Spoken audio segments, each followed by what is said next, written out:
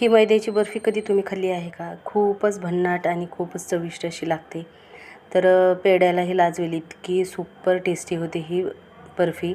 तर नक्की ट्राय करून बघा आणि साधी सोपी रेसिपी आहे. अगदी एका प्रयत्नामध्ये तुम्ही खूप छान बनवू शकता. इतकी सोपी आहे ही रेसिपी आणि टुटी फ्रुटी घातल्याच्यानंतर त्याची जी चव आहे ती दुप्पटच वाटते. तर इथे समप्रमाणातच घेतलेलं आहे. इथे 1 वाटी मैदा, 1 वाटी साखर आणि तूप लागणार आहे आपल्याला इथे 4 ते 5 चमचे.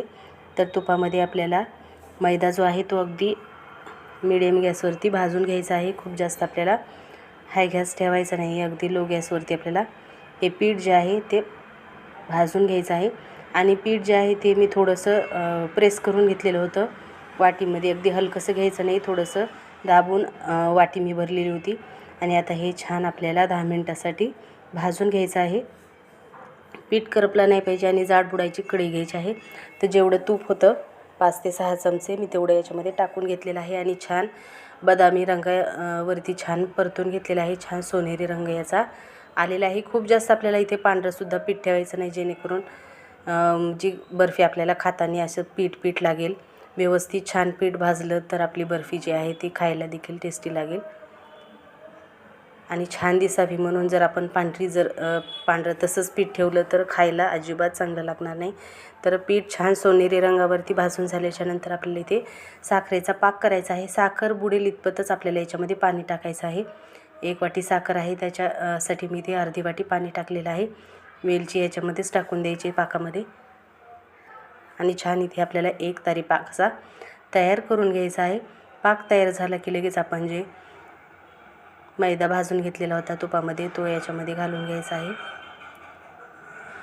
तर आपला पाक जो आहे तो तयार झालेला आहे. 1 तारी पाक तयार झालेला आहे. याच्या पुढं अजिबात जाऊ द्यायचं नाही, नाहीतर मग मिश्रण जे आहे ते आपलं खूप कोरडं तयार होईल. अगदी 1-2 चमचे तुम्ही साखर, तुम्हाला कमी गोड आवडत असेल कमी घेतलं तरीही चालेल. तर इथे बघू शकता छान मिक्स झालेला आहे. एकजीव छान गुठळ्या आपल्याला त्याच्या मोडून घ्यायच्या आहेत आणि याच्यामध्ये टुटी फ्रुटी टाकलेली आहे मी 2 ते 3 चमचे.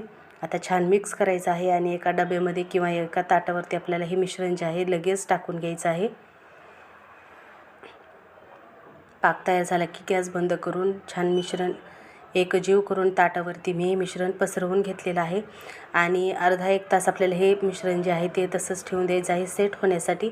आणि पूर्ण थंड झाल्याच्यानंतर आपल्याला याच्या छान वड्या पाडून घ्यायच्या आहेत. तर तुम्ही बघू शकता अगदी स्मूथ ह्या वड्या ज्या आहेत त्या पडल्या जात आहेत. खूप सोपी रेसिपी आहे, अजिबात बिघडणार नाही, इतकी सोपी आहे. तर छान याच्या वड्या ज्या आहेत त्या व्यवस्थित तुम्ही बघू शकता मस्तपैकी अलगद हाताने आपल्याला हे काढता येत आहे. तर आता सर्वच मी आता कट करून घेणार आहे आणि तुम्हाला याची वडी काढून दाखवते.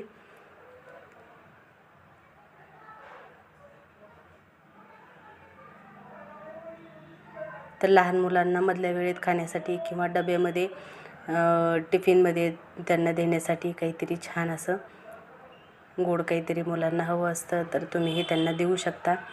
खूप टेस्टी या वड्या ज्या आहेत ते 1 महिनाभर व्यवस्थित राहतात.